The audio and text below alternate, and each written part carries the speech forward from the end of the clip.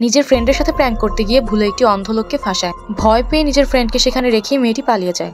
অন্ধ লোকটি উঠে মেয়েটিকে একটি জব অফার করে, যাতে 24 ঘন্টা তাকে ছেলেটির খেয়াল রাখতে হবে, কিন্তু মেয়েটির তার উপর ভরসা ছিল না। তাই ছেলেটি নিজের এটিএম কার্ড মেয়েটির হাতে দিয়ে দেয়, যেখানে কোটি টাকার মতো অ্যাক্সেস ছিল।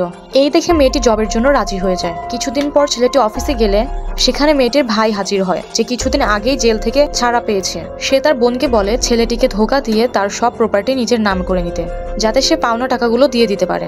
মেয়েটি কিছুতে রাজি হয় না। তার ভাই তাকে বলে এমনটা না করলে সে লোকটিকে প্রাণে মেরে দিবে।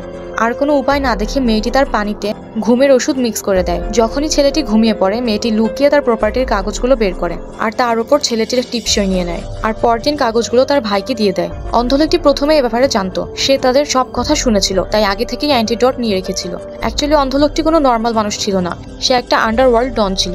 সে মেয়েটির ভাইকে খুঁজে বের করে তাকে শাস্তি দিতে থাকে, কিন্তু মেয়েটির রিকোয়েস্টে সে তাকে ছেড়ে দেয়, কারণ মেয়েটির এখানে কোনো দোষ ছিল না। পরে ছেলেটি তাকে প্রপোজ করলে মেয়েটি রাগ করে